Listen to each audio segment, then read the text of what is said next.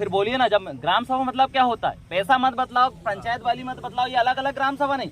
ग्राम सभा का मतलब होता है गांव का सभा। अगर नहीं है तो संविधान का आर्टिकल 13 का खंड 1 और 13 खंड 3 खोल के अच्छे से पढ़िए। उसका नॉन जुडिशियल का प्री कॉन्स्टिट्यूशनल लॉ को आप पढ़िए। आप पढ़ते नहीं हो, कानून आप ठीक से जान नहीं रहे हो, कानून को आप पढ़ नहीं रहे हो और बेवजह अगर बगल जवाब दे रहे हो। सबसे पहली बात है, जब आपको ग्राम सभा ने क्या दिया, ये पहली बात तो एक चीज मैं आपको बदला देना चाहता हूँ। ग्राम सभा गांव के सार्वजनिक सामुदायिक रूप से ऑर्डर करती है, पर हमारी जो ग्राम सभा के लोग हैं इन्होंने आपसे चलिए ऐसा कुछ ना करके आपको एक आवेदन दिया। क्या दिया? कि आपको अतिक्रमण हटाने के संबंध में आवेदन दिया। आपने क्या प्रोसीडिंग किया इसमें अभी तक? क्या आपने सूचित किया ग्राम सभा को? ग्राम सभा को सूचित किया? जब ये लेटर आपके विभाग गया था, आपने सूचित किया ग्राम सभा को कि हम ये कार्रवाई कर रहे हैं? आपने किया सूचित? क्यों नहीं किया आपने? क्यों नहीं किया? मतलब आप ग्राम सभा को नहीं मानते हो। और जब ग्राम सभा को आप मानते हो तो फिर आपने सूचित क्यों नहीं किया ग्राम सभा को? आपने लिखित में दिया?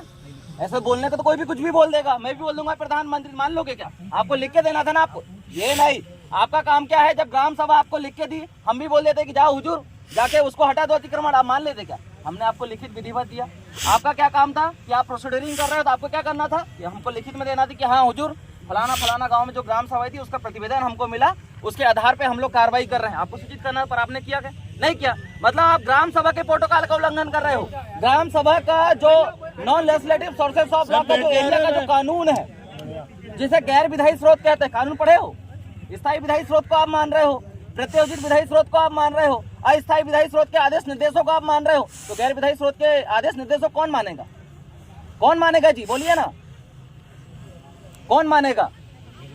गैर विधायी स्रोत जाने हो ना, आपके यूपीएससी का सिलेबस है ना, पीएससी का भी सिलेबस में है ना, भारत की राज्य व्यवस्था में दिया है कि नहीं? क्या बोला है वो?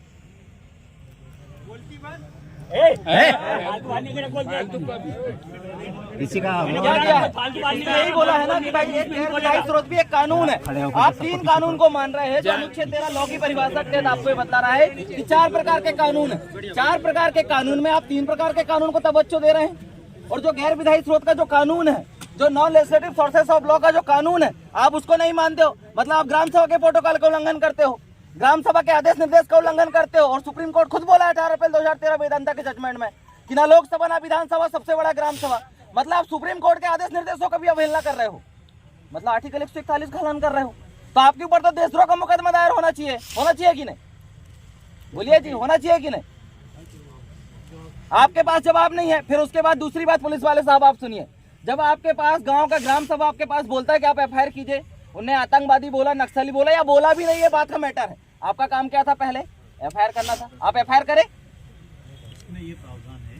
प्रावधान मत बताइए, आपका काम है। अगर सुनेंगे नहीं तो बोलिए ना, बोलिए, सुन रहे हैं ना आपकी बात की।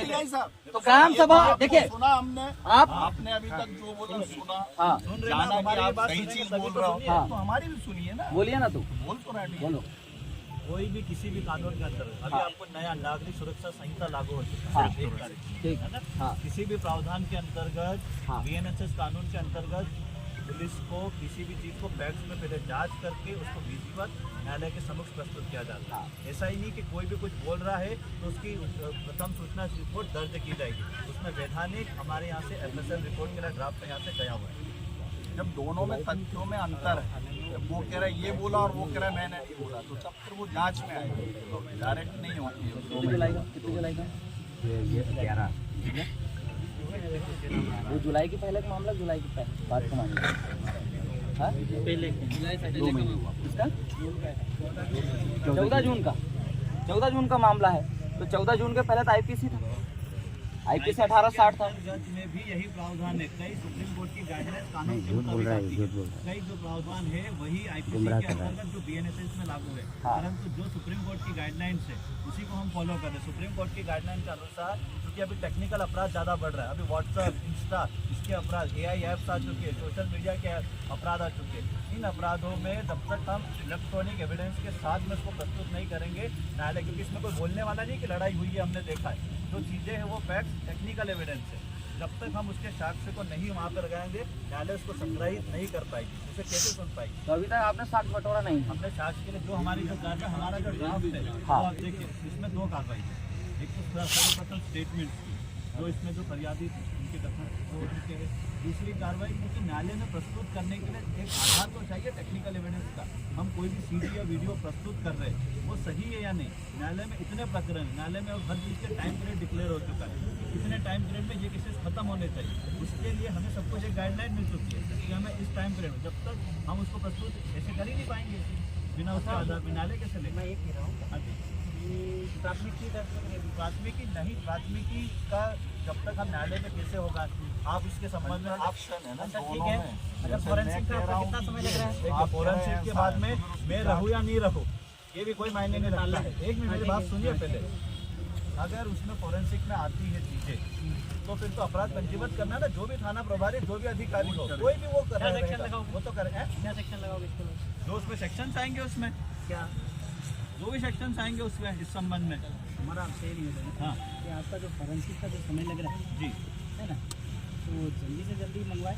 हम दूसरी उसी के चीज़ लिए- जो हाँ, हम ये कह रहे हैं कि उसने हमको क्या कहा है, मतलब आतंकवाद हाँ। किसको कहा, आदिम जाति आदिवासी। और आप ये अच्छे से जानते हैं कि हम लोग मूल बीज मूल नेटिव और तहसीलदार साहब, और आपका मैं अटेंशन लेना चाहूँगा, आपके जो डिपार्टमेंट में कलेक्टर साहब से बात करने का लैंड रेवेन्यू रूल 1972 गुप्त में रखा गया है, only for revenue officer only. उसमें आदिम जाति आदिवासी भी गवर्नमेंट ऑफ इंडिया ऐसा करके दिया गया है ना। तो आदिम जाति आदिवासी को इस प्रकार का अभद्र भाषा बोलने पर उसके सजेशन लगना चाहिए। वही चीज़ आप भी न्यायालय वाली चीज़ें आप सभी समझते हैं ना तो आप तो दर्ज करें, न्यायालय करेगा, न्यायालय आप तो अपना काम सजेशन दर्ज करेगा। करेंगे। आप न्यायालय में हम लोग करेंगे, हम लोग जो